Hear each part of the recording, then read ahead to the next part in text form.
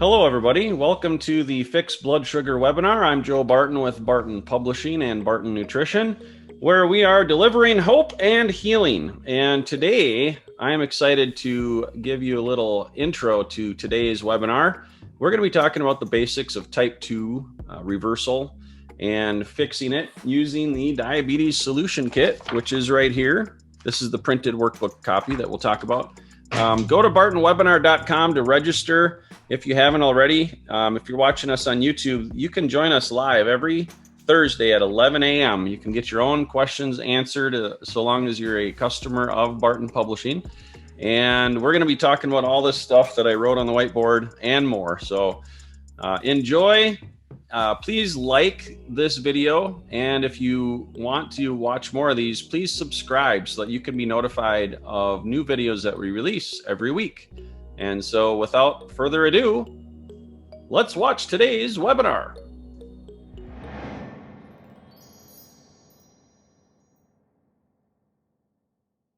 We're live. Hello, everyone. How we doing? Raise your hand. Hello, good morning. Welcome to the Joe and Leslie show today. We're so excited to have you guys here. Who needs a doctor when you have us, right? Oh, Dr. Saunders, he'll be showing up here any minute now. We hope, we pray. Episode 87 of the Fixed Blood Sugar webinar today. Welcome, everybody. Glad to have you aboard. Say hello in the chat. This is your time. This is our community time, our time to say hi to each other, to encourage each other, to ask questions, to hopefully answer questions with good answers about this program, the Diabetes Solution Kit. And hopefully you've got a copy of this already and have been following it. One interesting thing that I learned quite a while ago is we did a survey of people that would buy this, and it was shocking how few people actually read what they purchased. So they would buy it and think, yeah, I need that. And then they don't read it. So obviously they're probably not getting good results from something they're not actually reading, right? So step number one, get a hold of this, but step number two, read it. And you'll learn a lot of good stuff. And then step number three, implement what you learn. And so this is a workbook, and we did it that way so that you could be interactive with it and, put down like, what is your reason why? That's a big thing. Like, what's the reason that you want to lower your blood sugar or reverse type 2 diabetes? And every time you face a struggle or a temptation or maybe a failure in a choice or whatever, just remember, like, hey, why am I doing this again? Oh yeah, I want to be around for my grandkids, or I want to be, climbing mountains or riding bikes or shark fishing or whatever it might be. And then, more to the workbook. So getting started, it's an assessment. Where are we currently at? What is my current blood sugar numbers, A1C, blood pressure, weight, all those types of things? Because if you don't know where you're coming from, then it doesn't really make sense to set a goal until you really know, like, okay, what's my starting point? So just like in a marathon, everyone starts at the starting line, right? And then you set your focus on the finish line as you're on that journey. So. And there we have Dr. Saunders. Hey. All right. Good I you, stalled Joe. just long enough for people to not hang up on us. Well, one person did, but seems like we never talk anymore.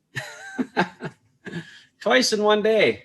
How's your voice doing? Dr. Saunders lost his voice yesterday, which I thought was hilarious how that happened. I got home last night and there was this strange cat in my house, and I'm like, get out of my house. Trying to scare the cat away, trying to herd the cat into an open door, and the cat was like running into the sliding glass door. I just like boom. I'm like go out the dumb door, you crazy cat. I'm screaming at it. Should have had that on camera. Both sides, you and the cat. That's how you lost your voice? Yeah, I would have. The cat? Yeah, I would have been embarrassed. I would have been embarrassed to see what I did. I don't know if we've ever shared the story of Taco Neck, the cat that got caught in the garage door, but that's a good one for someday. We might have to share that. Maybe in episode 100. Can you make a note of that, Leslie? Today's episode 87. Maybe in episode 100, we'll share the story of Taco Neck, the cat, which I think is another great cat story. So, well, all right. We've been saying hello as people are jumping on here. We got a lot of people with us. So thanks for being here. And if you're on Zoom right now, you can put your questions in the Q&A section. And we like to do, every other week, we do a recap, like what are the basics of reversing type 2? And that's what we're going to do today. We're going to recap the program, the Diabetes Solution Kit, program phase number 1. And really that is cutting down your carbohydrates to 20 grams a day. And then we have a lot of other things that build on top of that and support that and help you find even greater success. So we're going to go through those things for about 10 or 15 minutes. And then we love to turn things over to questions because we know as you're on this journey, you have questions along the way. And if we time it right, we can get to everybody's questions within the hour. So planning to wrap up here by the top of the hour so Dr. Saunders can go back to his regular practice of seeing people live and in person. So, well, so I mentioned the 20 grams of carbs, and that is kind of a key staple. And so, Dr. Saunders, you've talked about how type 2 is really a disease of too much, and it's too much sugar, too much carbohydrates, too much energy, too much insulin, protein, too much protein. Insulin. Yeah, all sorts of different too much. So type 2 could really be spelled type TOO. So tell us about that a little bit, and let's cover the basics again. Okay. So a lot of this is the why. Why do I have diabetes? Why did this happen to me? And there's so much more to it than just what you eat necessarily. There's 3 parts of the eating: what you eat, when you eat, and how much you eat. And so the food is a big part of it. And what we were told is all wrong. So you have to consider that what you were told, what you learned as a child is wrong. It's not true. That the reality is very different from what we were told. So in the 1970s, somebody got the bright idea that carbohydrates were good and fat is bad. Okay, so carbs good, fat's bad. And so all these cereal companies started marketing cold cereal for breakfast. And the better tasting, then the better it was. And so they would add more sugar and more sugar and more sugar until they were having, like, some of these cold cereals are like 60% sugar or even more. And so essentially you're eating a whole bunch of sugar with a little bit of flour, usually oat flour. And then they started putting sugar into everything because people have such a sweet tooth and such a need for sweet that if you went to a restaurant and you were getting gravy, it would have sugar in it. If you went to things that you wouldn't expect, your vegetables have sugar on them. What? They put sugar on your vegetables? Yeah. Yeah, they make this seasoned salt, right? And the seasoning is sugar. And then on your salad, you're putting this seasoned rice vinegar on your salad, right? And that's full of sugar. And so just everything in our society became based on sugar. We just had so much sugar coming out our ears. And so as we're just eating normal food, we're getting tons of sugar inside in that food, especially if you're eating at restaurants or eating prepared foods, because anything that comes in a box or a bag is almost assuredly going to have sugar on it, unless it specifically says this does not contain sugar. So the idea of too much was literally too much of everything. So everything we were told is wrong. One is this carbohydrate. There is a good carb, bad carb thing where fiber is a good carb. We talked a lot about that in the recent past. And then there's the bad carb, which is all the sugars and starches, right? Especially the sugars, and the sweet taste. So then there's too much of that. Then the other thing we were told is that you have to eat 5 small meals a day with snacks in between so that you never have an empty stomach and never get hypoglycemia. Well, what's the result of that? Diabetes, type 2. That's what you're going to get from doing that. And that's what's happened.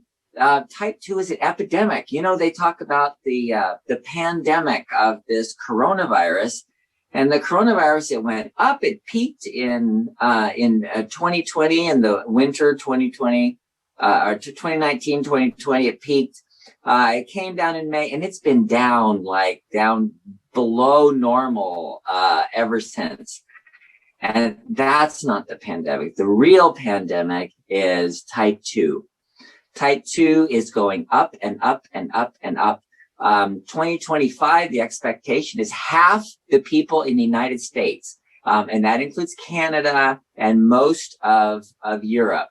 Half of people will have type 2 diabetes or pre-diabetes. So that is compared to what, like, all the people that got coronavirus, doesn't even amount to a small percentage of the people that have diabetes. And coronavirus, most people get over it. With diabetes, most people get worse, and they get Alzheimer's disease, and they get kidney failure, and they have amputations of their legs. So what we're working with now at Barton Publishing and Barton Nutrition is trying to reverse that trend and tell you, look, everything they told you eat 5 small meals a day with snacks in between. Wrong answer. Have cereal for breakfast. Wrong answer. Don't do that. Put sauces like barbecue sauce and ketchup on all your food. Wrong answer. Don't do that. That's all sugar. That's not good for you because that's all too much. So that's where the too much comes in. Too much food and then too much sugar all contributes to this kind of a problem. So especially, there's one thing that is especially bad, and that's when you mix sugar and fat together. And think of all the sugary fat things that we have. Bacon is often cured with sugar, right? It's like sugar and fat. And then you have a lot of meats, especially cured meats and prepared meats, sausages and stuff like that, it's not meat, it's actually fat. There's more fat than meat in a lot of these things. And they often are spiced, and they have a lot of sugar in them. And then the sauces that you're putting on is, you have your eggs with ketchup on them. A lot of people are doing that kind of thing. And then if you're having ice cream, what is ice cream? It's fat and sugar. And if you have anything fried, you take a perfectly good burrito and throw it in a vat of oil and make it into a chimichanga, and that's so much better than the burrito, right? Well, actually, now you've added a whole bunch of fat to the carbohydrates, because the beans and the tortilla is going to have sugar, and then like taquitos and all the fried foods. Take a French fry. What is a French fry? It's sugar, starch, which turns into sugar, and fat. So the combination of sugar and fat, bad news. If you have fat, do not have any sugar with it. So if you're going to eat like meat, or something that has a lot of fat in it, then have it with vegetables, or protein. So if you have protein and fat together, that's fine. Vegetables and fat, that's fine. If you have carbohydrates, that's something like fruit fruit doesn't have a lot of fat in it, almost none. So you can eat your fruit, but eat it separately from the other things. But if you have fruit like with the salad, then that would be okay too. So because the fruit and the sugar in the fruit, and not when you're on phase 1, by the way, and the vegetables together, that's fine too, because that has a carbohydrate. So separating the sugar from the fat is going to be really useful. And that's part of what we do in phase 1. So when you're going through the book in phase 1, you're going, what? I can only have 20 grams of carbohydrates. That's like only 1 apple a day. And that's all I can have. or 1 slice of bread, or 1.5, depending on the bread. But you cut out that kind of thing. So you're not eating those things, and you're just focusing on getting the fiber, with fat and protein. So you're getting protein, which is really good. And then small amounts of fat, and then add fiber. You can put as much fiber as you want. In fact, all the free foods, if you look at them, things like celery, broccoli, cauliflower, Brussels sprouts, all the things that are free foods, have a lot of fiber in them, and they don't have a lot of fat. In fact, probably very little fat, and they don't have a lot of sugar. That's why they're free. So you can add in it if you're hungry. Say, oh, I'm so hungry. Have your little bit of protein, your little bit of fat, and then add in a whole bunch of Brussels sprouts, and make it a big meal with all of the free foods. So that will help you in phase 1. As you're going through this, you're going, why do I have to do it this way? Well, there are other ways to do it. We just found, as studies are done, that this way is, number 1, anybody could do it. It's not going to cause any problems like hypoglycemia or hyperglycemia. It's not going to cause any issues. And then number 2, it's sustainable. It's something you could continue to do. And a lot of people do. People are on, ketogenic or paleo type diets for years, and they feel fine on them, and they do well.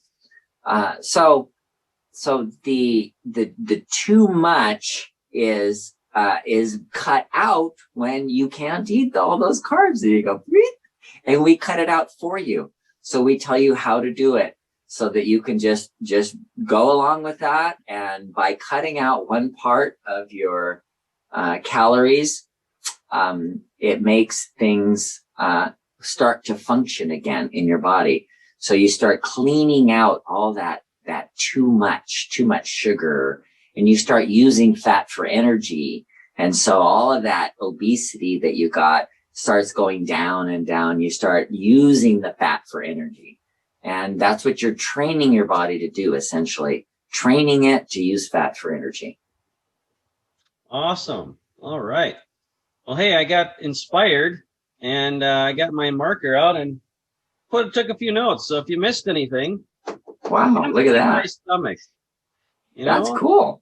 EPS. Look at that stomach drawing. I mean, that's probably a little bit larger stomach than. That is a large stomach. But if you empty your stomach, it shrinks, right? Right. Yeah. The average stomach is about the size of your fist. It's really not that big, but it does stretch out. Yeah. And so is that one of the reasons why fasting is good? Because it actually gives your stomach time to shrink, and yes. Okay. Yeah. And so you feel full quicker. And so if you don't eat as much, people who fast eat less. When they do eat, they eat less. And you'd think like, oh my gosh, I haven't eaten in a whole day. I'm so hungry. And you get this big old plate and then you get halfway through and you go, I'm done. I can't even eat anymore. So actually it works. Yeah. Okay. I've got a question on the fiber. So I bought one of those pre-bought store-made bags of salad from the grocery store, and it was like chopped up Brussels sprouts and cabbage and kale mainly, those three. And I looked at the label and it said there was only like 3 grams of fiber per serving. And I'm like, what in the world? It's like I'm eating tree bark. Isn't there more, fiber that you would think that would be like 20 grams, but what's going on there? Fiber is so hard to get. Yeah. A 40-gram fiber a day diet is optimal. 40 grams of fiber. And think about that.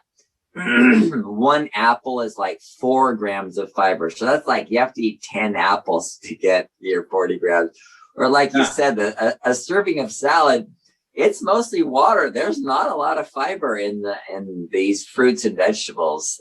There's a lot of water and a little bit of fiber. And because it's not concentrated food, and that's actually a good thing. So getting those 40 grams is hard. It's really something you have to work at. Well, and that's one of the reasons we're coming up with our own fiber supplement, basically, add to a drink, add to your water, because it is so hard to get that much fiber. So we're working on that. So we got some psyllium husk and a few other things. Found a good flavor with lemon and ginger that I really like. Kind of tastes like an Arnold Palmer. So, I like lemon and ginger. Yeah, that's good stuff. So, okay. So let's see. What else did I doodle above my head here? 20 grams of carbs per day. Type 2 much. Type 2. And then we got sugar plus fat equals bad news. Bad news. And then the old 5 small meals a day is also not recommended. So that's what people teach us all the time. Like, keep that stomach full, keep it, keep food in there. No, and you've said this before, but that's like the number one worst piece of advice that they've been telling us. So yeah. All right. Let's see. Leslie, what do you think about, should we get to questions now, or did you have anything else? Okay, let's do that. Yeah. So enter your questions. Yeah, we've got a lot. I'm going to just put myself on mute and see ya. Okay. First question. First of all, Cedric, hello, if you're still watching. Cedric is watching from Lincoln. That's actually Joe's son, for those of you who don't know. So he goes back and does some editing on these videos for us, which is super fun. So, okay. We had a question from our friend Chris wondering how bad microwaving food is. Oh, Chris, that's a great question. I actually did a Home Cures That Work article on it. So if you remember Home Cures That Work, you can go back to the old article and look it up on microwave. So I did a whole analysis and looked at what a microwave is. And I have pictures on there. So let's look at what it is. So you have the electromagnetic spectrum, and that's light. It's just the light we see. It's the sunshine. It's the light you turn on when your fluorescent lights or your other lights. It's light, and that's all it is. And our eyeballs see like this much of it. And we get red, and then you've seen a rainbow, right? Red, yellow, green, blue. And then when it gets blue, purple, that's where we stop seeing again. And when it gets the purple, those are the higher wavelengths. And then above that is ultraviolet. And then above ultraviolet is X-rays. So that's the spectrum. So X-rays are on that light spectrum. It's the same light we see. And then at the other end, at the red end, you have infrared, which is low red. And if you've ever heard of an infrared sauna, that's where you walk into a sauna and these things are radiating this infrared light that penetrates through your body and warms up your body. And then you get a little below that and you get to microwaves, and that's like radio waves and all of that. So those radio waves, microwaves, that's what a microwave oven is. And so it's just a little below the infrared spectrum into the radio wave spectrum.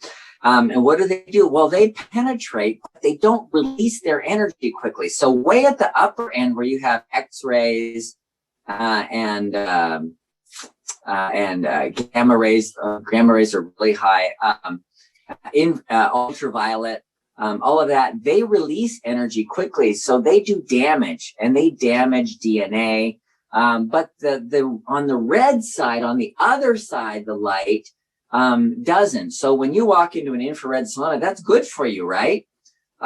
Radio waves are kind of just a little bit below that, and they do more of the penetrating and less of the releasing. They kind of gradually release their energy instead of like instantly releasing it. So they don't affect DNA very much. So what does that mean for a microwave oven? Well, people have said that microwaving it kills everything, and it destroys and all of the stuff that it does. But if you have hot spots, then it's kind of like having a barbecue where you overcook something and you burn something and you have a hot spot, and it creates what are called AGEs, advanced glycation end products.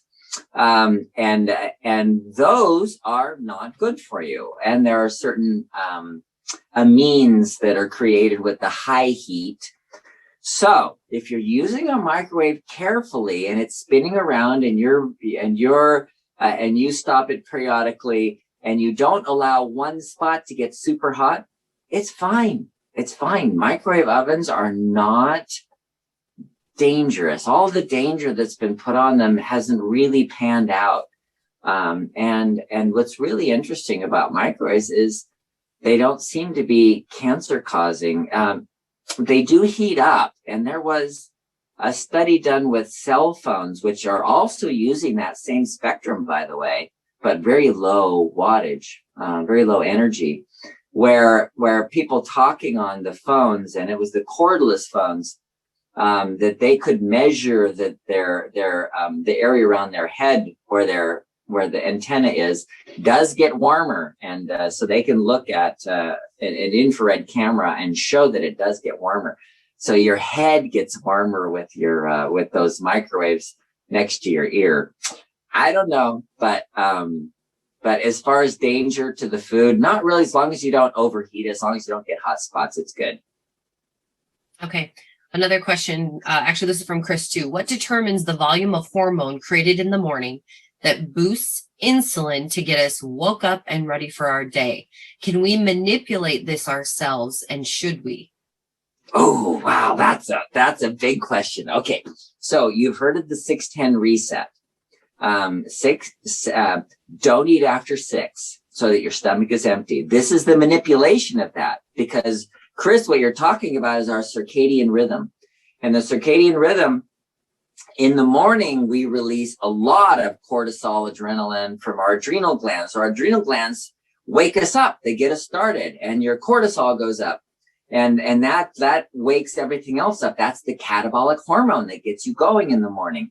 So one of the things that people commonly do to manipulate that is to drink coffee or tea in the morning. What does that do? Well, that causes more adrenal output, and it wakes you up and gets you going. That's what caffeine does.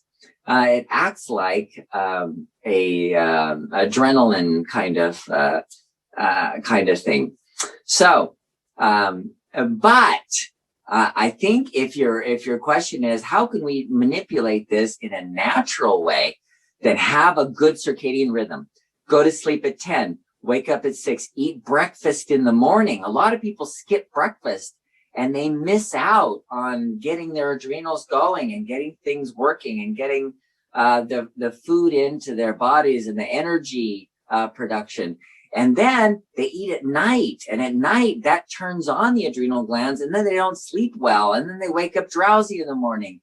And so then their circadian rhythm is really narrow, and they're like this, instead of having a really good circadian rhythm where you're totally awake during the day and totally asleep at night. They're like half awake all day and half asleep all night. So the 6-10 reset, if you want to go on our Facebook page, 6-10 reset, that explains Not eating after 6, going to bed at 10 o'clock with an empty stomach, and then eating breakfast in the morning by 8 o'clock in the morning. That by itself will do it. You don't need to add coffee. You don't need to add tea or caffeine. And you don't need sleeping pills at night. It's good. Speaking of coffee, I actually went to Costco and they have cold brew cans. Guys, this is really good. Hey, 2 carbs. Yeah, and it's just good. cold brew coffee. So, I mean, that looks addictive. That's all I'm thinking. I know. And I'm actually not even tired, but it just tastes really good. So I'm going to drink some of it. Okay. Anyway, here we go. Next question. Scott says, I've been in phase 2 now for 5 months and taking supplements and making sure I'm in ketosis, eating 20 carbs per day. But my blood sugar readings are still around 200 in the morning, and then they go down to around 150 during the day. I'm sure I have severe insulin resistance, but can you please tell me if there's any more that I can do to lower my blood sugar readings? Thank you. Oh, thank you. That's a really good question. Yeah, you need some tests. You need to find out what's going on. 5 months, that's a long time. And testing and being ketogenic the whole time, there's something there that's missing. And so testing needs to be done. So test your insulin levels and test your C peptide. It's just C-peptide. And that C-peptide level is how the pancreas is working. Because there might be some issue there with making not enough insulin. You just might have a lack of insulin. If you've had it for that long, you definitely should have blood sugars down in the low 100s to 70 to 90 by that time if you've been measuring ketones for that long. So knowing how your pancreas is functioning and what's going on there. And then just to give you a couple of other ideas, one of them might be look at the carbohydrates you're eating, the 20 gram of carbohydrates. That wouldn't do it so much. Then the carbohydrates, fat makes you resistant to insulin. So if you're like on a ketogenic diet with a really high fat content, and then sometimes protein, sometimes people, when they eat too much protein, they release glucagon, which tells their body to use the protein to make sugar, and they actually make more sugar. It's called gluconeogenesis, where the liver makes extra sugar. So protein bumps your sugar up. So being careful if you're eating a bacon, sausage, cheese, omelet every morning, and drinking cream, that kind of thing. I've seen people do stuff like that. Does sound really good. Yeah. And sometimes that's going to cause the gluconeogenesis but you are burning fat. So yeah, you need testing. You need to find out what's going on there. So first of all, test the pancreas. So the insulin and C-peptide and see where that's going. Could also be stress related too. You've talked about stress and how that can swing things 50 to 100 points in blood sugar. Me and Chris and I were chatting about that because his blood sugars were a little higher, but then as I mentioned stress, he's like, oh yeah, I've been stressed about, something that was going on. So, and then he ended up tweaking a little thing and got better. So. Yeah, that's a good point. Stress can make a huge difference. We should talk about stress again. We should have another, maybe next week.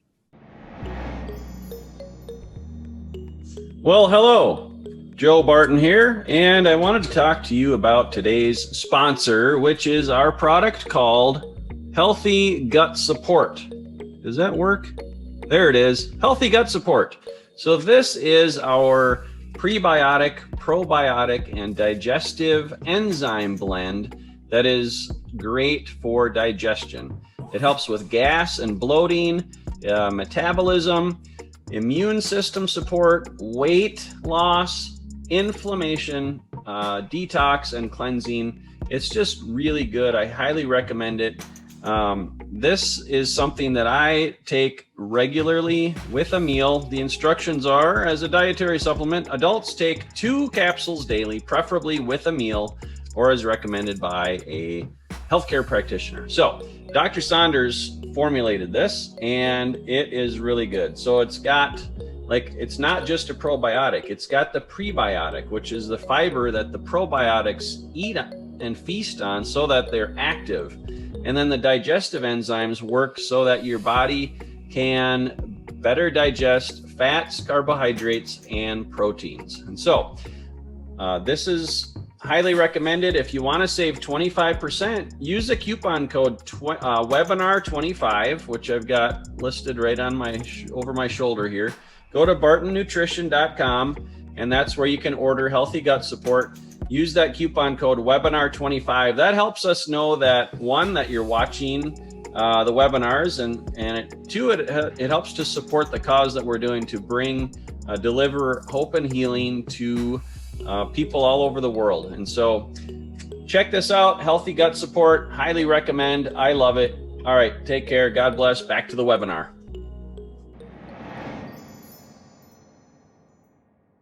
Yeah, we got a lot of questions, so let's rapid fire these. I'll mute myself again. We do have a Facebook comment. Heather says you can get more than 40 grams of fiber in eating beans. But of course, we want to think about the carb content there. So something to keep in mind, guys. Yeah, beans are great, and they're a great source of fiber. She's right. Okay, Douglas would like your opinion on eating gluten-free. Will it help to lower sugar?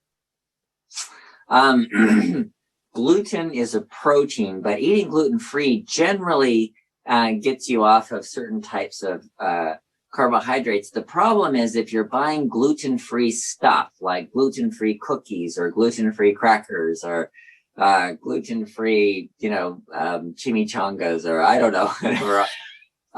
The problem with gluten-free stuff is they make it out of tapioca starch and other kinds of starches, arrowroot and other starches, rice flour.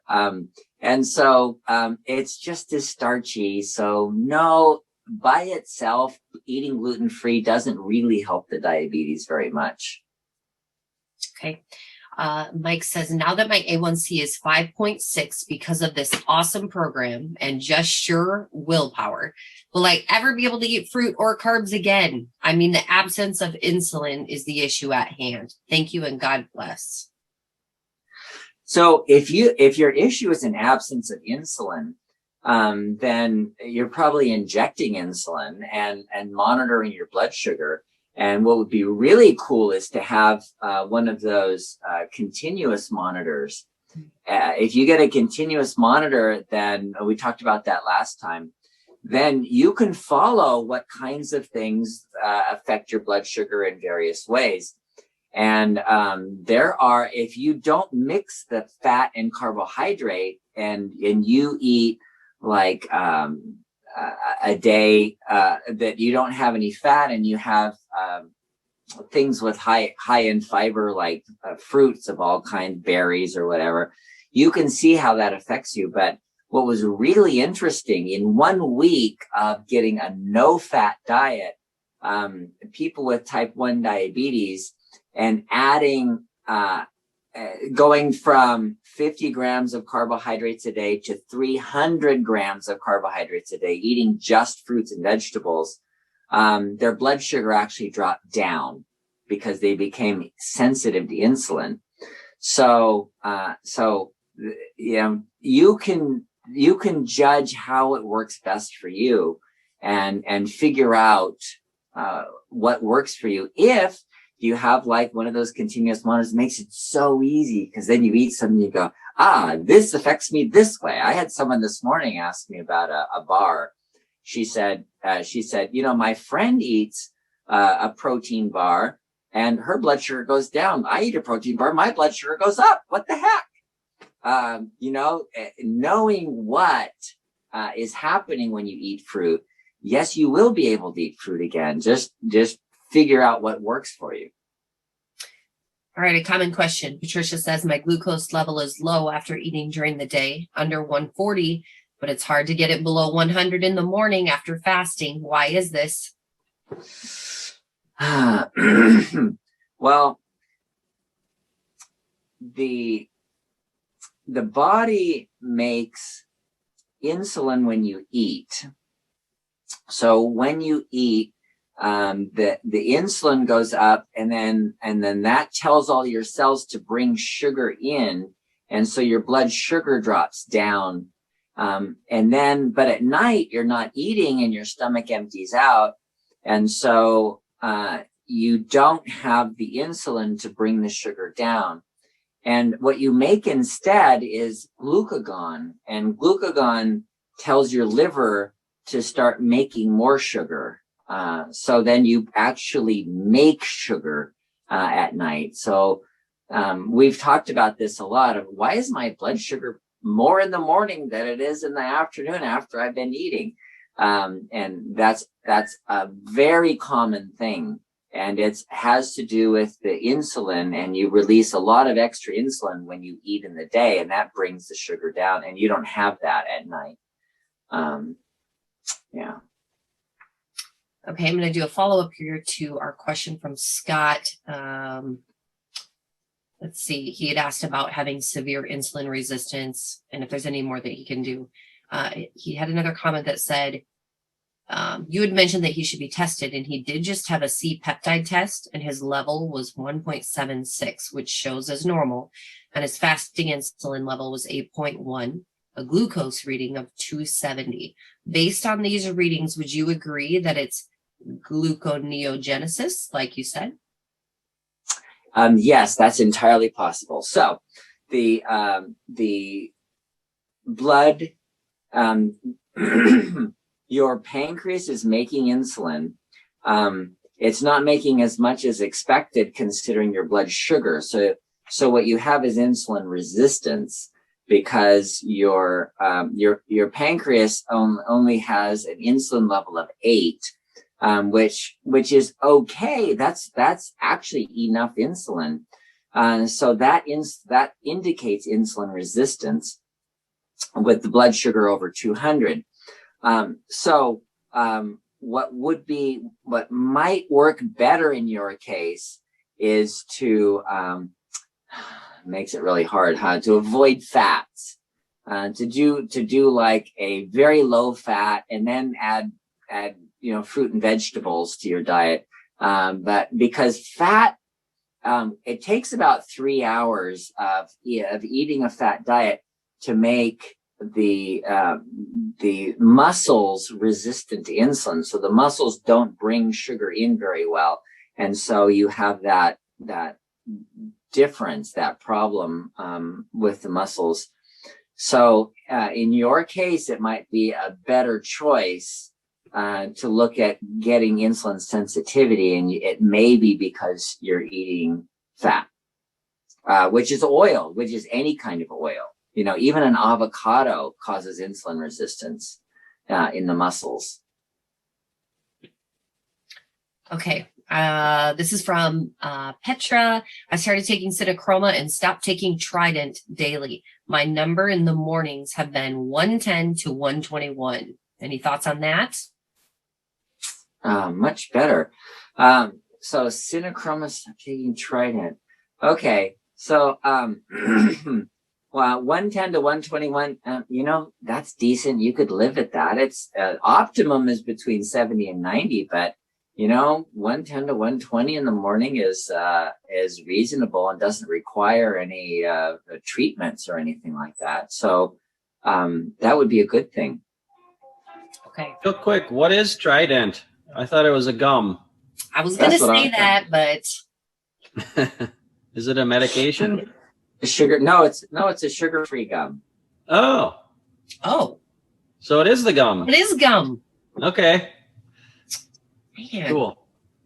That's interesting. That affects your blood sugar, huh? Well, it can. Remember, we talked about artificial sweeteners and the taste of sweet causing the release of insulin and causing insulin resistance. Mm-hmm. Wow. Very cool. Okay. All right, we have a question here from Coney, who says, my copy is smaller than the one that you show us, Joe. Yeah, so I think it's because I hold it like this. So really, if I put it behind my head, how's that look? Is that any? What, 8.5 by 11? I do have a big head, but it's 8.5 by 11. So There if you it's smaller than 8.5 by 11, then I would be really interested to know that, because we might have a mailman out there with the shrinking machine, and I would love to meet that guy. So. Okay, his first question is veggie broth any better than bone broth? Oh yeah, we talked about this last time. Better, not necessarily. Different, yes.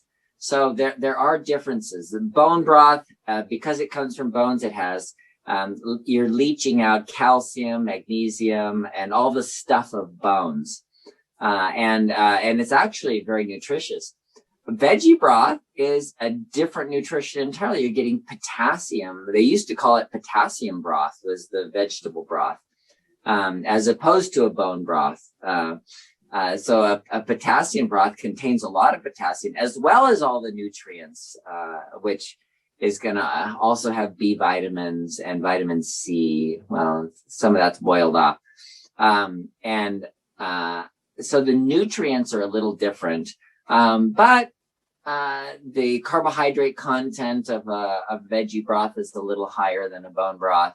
But ultimately, they're fine. Either one's fine. Okay, we have quite a few questions in this question, but these are kind of review from last week, because I believe we talked about, are peanuts good and is sourdough okay? Yeah. So peanuts are okay. Peanuts have carbohydrate, fat, and protein, just like nuts. All nuts do have that, and they're okay. But if you get nuts that are peanuts that are what are they, roasted? When they roast peanuts, they often do it in oil, and then they're pretty oily, and so they do cause insulin resistance. And they do have carbs in them. And then there was peanuts, and what was the other thing? Oh, sourdough. Yeah. Interesting. Sourdough still has the starch content. The protein content is a little different because the sourdough, with people that had celiac disease, sourdough was definitely better than regular bread. And there are other reasons for eating sourdough. So I think it's preferable personally. I love sourdough, and I prefer it to regular bread. But if you're on phase one, remember that it's still bread, and it still has a pretty high carb content, and it still is made into sugar. So when we're talking today about too much, as long as it's not too much. Okay, and the last part of his question is, I turn the TV on, I believe at 5 p.m. to watch my programs, and then turn it off at 11, stops eating between 6 and 7, but drinks water and cranberry juice, with kidneys in parentheses, and gets up 3 to 4 times a night, waking up between 3 and 5 a.m. I'm a sweetsaholic, but I have cut out for 1.5 months candy and other sweets. So more of a comment, I think. Okay. Well, that's great. Cutting out sweets, that's so hard. I admire that, people that do that. I have a hard time with it, and most of the time I'm pretty good. But yesterday, somebody brought over some Chinese food, and there were some fortune cookies there, and I wanted to see my fortune. I opened it up and I ate the cookie, and my fortune was, it's never too late to start over again. So we'll see. Hey, that's good. All right. Question from Chris. In episode 7, you touched on how people who are missing a gallbladder can't produce nutrients the same. Can you expound on this? And if it's important, what do I need to do different to make up for not having a gallbladder? Oh, that's really interesting. Yeah. Okay, so we talked about gallbladder. When you lose the gallbladder, when your gallbladder is removed, your liver continues to make bile, and bile is just continuously leaking into your intestines instead of getting into the gallbladder. And then when you eat, the gallbladder squirts the bile in there to digest all of your fats. So digesting and absorbing fats is a little different when you don't have a gallbladder. So instead of eating a big fat meal, it's a really good idea to avoid fats in your meals. And you can only tolerate small amounts at a time, because you don't have the gallbladder to be able to digest those fats. And then the nutrients part is all the fat soluble vitamins. So things like vitamin A, vitamin E, vitamin D, are not going to be absorbed the same when you don't have a gallbladder, or if you have like a big fatty meal and you can't digest all of those fats, then some of that is going to be like in the vitamin E in that meal, or the vitamin A or beta carotene, vitamin K. Some of those fat soluble nutrients are going to end up in the large intestine because they're not absorbed. So what do you do about that? What you do is you eat small amounts of fat in a meal, so you avoid fat, and you eat a lot of fiber, so you have a high fiber meal, and then you're going to have some bile because it's leaking into your intestines all the time. And so you just so if you have a smaller amount of fat, then you'll be able to absorb your nutrients properly, absorb your fat. And then you probably won't get problems as much in the intestines, in the large intestine, with gas and bloating and constipation, diarrhea, irritable bowel, and issues with the bad bacteria growing there because you're not feeding them a bunch of fat. Okay, Krish says, does chia seed contain copious amounts of fiber? Is that what you got? Fiber? Well, copious, yes. Chia seeds this big. They're really small. So one chia seed definitely does not have copious amounts of fiber.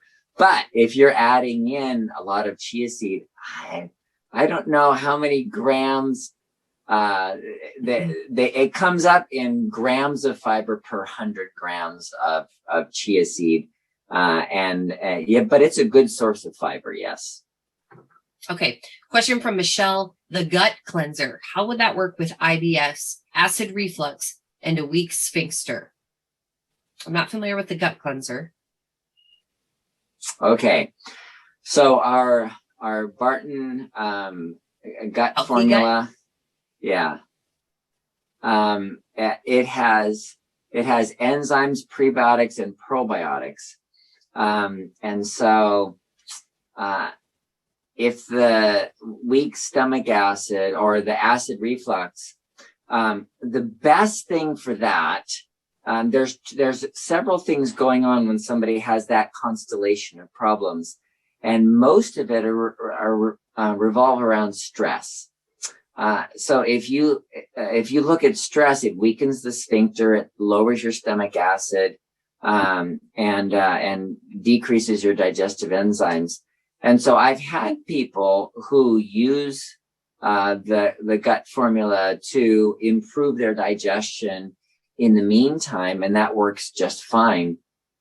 But ultimately, the concept of the weakened sphincter is really what kind of tips me off to think that it's more of a stress thing, because the weakened sphincter is caused by high amounts of stress. Sphincters don't work as well under stress. So reducing stress would be number one. If you want to use the gut formula, that would be fine too. As a temporary thing. So many questions, you guys. I hope we can get through some of these. Okay.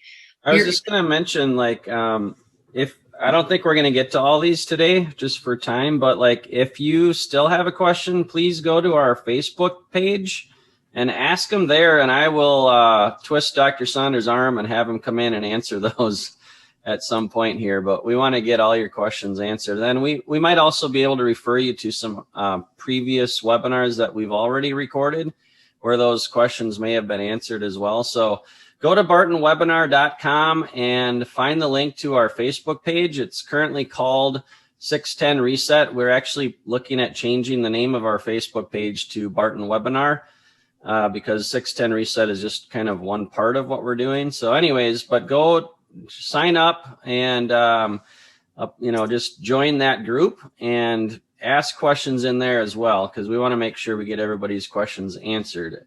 So, all right, back to you, Dr. Scott.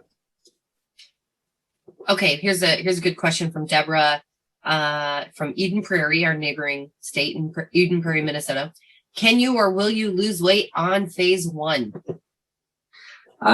Many people will. Most people will. You're training on phase 1, you're training your body how to burn fat so you can actually start burning fat and taking it off your body, whatever you stored.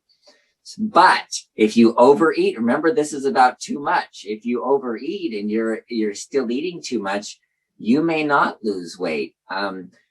Cutting out one whole part of nutrition, one whole out of the 3 different types of calories, taking one of them out almost always works. You can take this one out. You can take fats or proteins or carbohydrates out. We take carbohydrates out because that's where a lot of the problem comes in with type 2.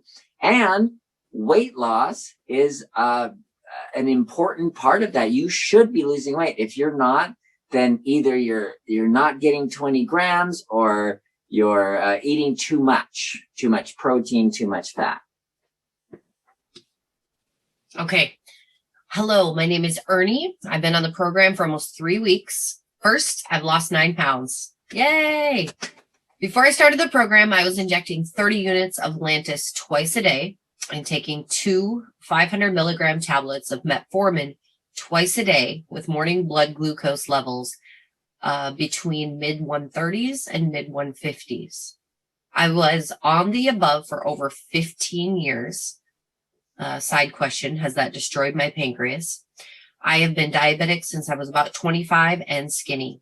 I am 77 years old and have run over 80 half and full marathons since 2008. I quit running when COVID happened and I gained about 30 pounds. The first few days, less than a week on the program, I was testing between 70 and 90. So I reduced the metformin to 1 tablet twice a day and Lantus to 20 units twice a day. My blood sugar reading continued to drop. So I reduced the Lantus to 10 units twice a day, and my blood sugar was still below 100. During the second week, I dropped the Lantus to 10 units a day and dropped the metformin completely. I was still testing from 100 to 110 when are there more? Hold on. Did I lose it? Let's see. Is there any more? That's all I got. Either way, I feel like we can comment on that. Wow, what a great story. Okay, so it sounds to me like you did the right thing. And so the Lantus is what is going, because it's long acting insulin. That's going to drop your blood sugar over time. And the problem is it could last 24 hours. So you could give yourself the Lantus and then you could start getting hypoglycemic, 12 hours later. It could be very disproportionate. So yes, I agree. The first thing, drop the Lantus. The metformin, you could be on that for a little while longer. That's not going to drop your blood sugar too low. The fact that you're under 100, that's wonderful. That's exactly where it should be. And especially if you could be under 100 without any insulin, because the insulin is the risk factor for getting the complications of diabetes, like brain problems and heart problems and kidney problems and nerve problems. So So it sounds to me like you're on the right path. You're doing it right. I hope you're working with your doctor or healthcare worker who's prescribed those and keeping them abreast of what you're doing. Okay, I'm typing here. Bev had asked about how to get to our past episodes. If you guys go to bartonwebinar.com, there is a link to our YouTube channel. There are 87 episodes, so you can search for so many topics. I mean, you guys have fun. There's a lot of information, and you want to make sure you go there and subscribe because you'll get notified anytime we upload a new episode. So you're getting to pick the doctor's brain for free. So it's such a good resource. I learn so much every single week. Share it with your friends, share it on social media. It's invaluable, really. Well, and I want to give a shout out to Chris. Kudos, because he's been watching like every single episode, and which is awesome. I think he's on number 11 right now. But like, man, if you guys want to race Chris to see who can watch all 87, that would be, we could give some sort of prize. We got to take you on your honor. All right, one or two more questions here. Oh man, there's so many. Okay. Here's an interesting question. What happens when your liver is no longer functioning? Okay. The liver detoxes. Liver does a whole bunch of things. The liver is sort of the center of your metabolism. But if your liver's not functioning, then you don't detox, because there's 4 different mechanisms for detoxing all the different things in your body. So anything from taking a sip of alcohol to taking a Tylenol. If you don't have a liver and you take a Tylenol, you could die. Tylenol is extremely toxic until the liver detoxifies it. So the other thing is the internal toxins, and that means everything you're making in your body every day just because you're living. And the liver has to detox all of that stuff. So if your liver's not working, you can't detox. And then if the liver's not working, then your blood sugar can't be equilibrated. It won't be stable, because the liver is what does that. The liver, when your blood sugar starts dropping low, the liver makes more sugar, gluconeogenesis, to bring up the sugar again to normal.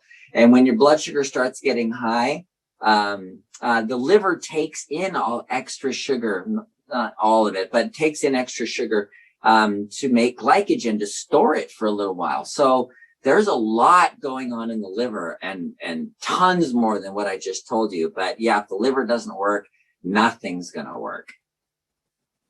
All right. One quick question here from Meg. My normal temperature is 97.8, and I've had 3 days this week where it has been below that. 97.6 and 2 instances of 97.4. Is this indicative of a thyroid problem? So far unaddressed. I have thyroid nodules which have been biopsied and are regularly monitored. What could I do next, as my health plan will not do the free T4 and T3 and the thyroid antibody tests? This testing issue has been going on for decades, and I've started having thyroid issues. I'm concerned now because of the larger issue of risking any infection when my body temp is low. Also, this diet has lots of brassicas. So how much should I be concerned about their use? Okay. Okay. So let's see. Let's start with number 1, testing. It'd be so good if you knew the function of your thyroid, because you have thyroid nodules. I don't know why they wouldn't test. It just makes sense. The temperature drop could have something to do with the thyroid, but there's a range of temperature that's normal. And so you can fall into the 96s and go up into the 99s, and that's all potentially normal. But there's a lot of reasons why that might change, including your metabolism and what you're burning in your adrenal glands and your thyroid gland. And so there's a lot going on. There's so much that you can't parse out exactly. Why is my temperature this temperature now? But yes, the answer is it could be the thyroid. So that's one possibility. So then what do you do about that? Darn, if you have thyroid nodules, especially like if you live in the Midwest and have thyroid nodules and an enlarged thyroid, almost everyone is deficient in iodine. And so getting enough iodine is key to that. And then selenium. Iodine and selenium are the two most important for making sure your thyroid is functioning normally so that you can produce an adequate amount. As long as then you don't have the antibodies. And you mentioned that too. They won't test for the antibodies, which would be the next thing to do. And so that's important too. So get a test if you can. If you have to, if the insurance won't cover it and you have to pay for it, you can go online and that's like testyourself.com, or there's like I don't know what the name of that. There is one where you can do your own, you can order your own test. And they're not that expensive. You know, you might spend under $100 for all that testing. And that might be worth your while to find out what's going on and to know if you're producing the right amount of thyroid and if you have antibodies against your thyroid. But you can start with the supplements anyway. Well, hello, Joe Barton here, and I wanted to talk to you about today's sponsor, which is our product called Healthy Gut Support. Does that work? There it is, Healthy Gut Support. So this is our prebiotic, probiotic, and digestive enzyme blend that is great for digestion. It helps with gas and bloating, metabolism, immune system support, weight loss, inflammation, detox, and cleansing. It's just really good. I highly recommend it. This is something that I take regularly with a meal. The instructions are, as a dietary supplement, adults take 2 capsules daily, preferably with a meal, or as recommended by a healthcare practitioner. So Dr. Saunders formulated this and it is really good. So it's got, like, it's not just a probiotic, it's got the prebiotic, which is the fiber that the probiotics eat and feast on so that they're active. And then the digestive enzymes work so that your body can better digest fats, carbohydrates, and proteins. And so this is highly recommended. If you want to save 25%, use the coupon code webinar25, which I've got listed right on my over my shoulder here. Go to bartonnutrition.com, and that's where you can order Healthy Gut Support. Use that coupon code webinar25. That helps us know that, one, that you're watching the webinars, and two, it helps to support the cause that we're doing to bring, deliver hope and healing to people all over the world. And so check this out, Healthy Gut Support. Highly recommend. I love it. All right, take care. God bless. Back to the webinar.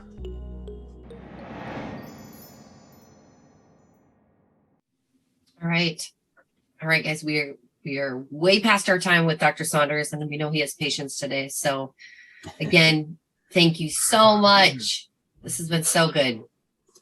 Yeah, I'll stay on here, Leslie. Dr. Scott, thank you very much. Have a great rest of the day. Your voice is sounding good. Bye-bye. His voice was hoarse, really hoarse earlier this morning as he was yelling at a cat that was in his house, a wild cat. So we are going to stay on just for a minute here, but let's see. First of all, somebody had asked me, so one of the common questions we get or I guess customer issues is they say, hey, I haven't gotten my book yet. And so when you order from fixedbloodsugar.com, the $19.97 version, that's actually the ebook digital version, which you can access right away after you buy it. It's a download, so you can get it on your computer. We send you an email with your link, and we also take you to a thank you page where you can read it. It's like PDF, right online. But some people think they're getting an actual book, this book in the mail. So this you have to order separately. This is right after you buy. We give you the option to add this to your order, but it's for an extra charge. And so if you want the physical printed workbook, which I do recommend because you can take it with you, write in it, make notes, scribble on it, has grocery list in there. It's got recipes. You can set it on your kitchen, and it saves you from ink of your own printer. So you can order that on bartonwebinar.com, just at the bottom of the page. And but somebody who asked me, let's see, his name was Mamadou Jallo, I believe. So I'm going to send you one because I looked up your order and I saw that you had ordered several supplements for us. I'm like, I'm going to do that as a thank you. So appreciate your business and support of our work here, and wanted to send that to you as a free gift. And so, but everybody else, sorry, you're going to have to buy your own. Maybe next time, if you really, if you give me a good reason, I might send out another one. But so we didn't get to all our questions today, but Leslie, would we be able to copy these questions into a Google Doc and then maybe post that to the Facebook page after Dr. Saunders puts some answers in there, possibly for those? I think that might be a good idea. So we will take these questions that we didn't get to today.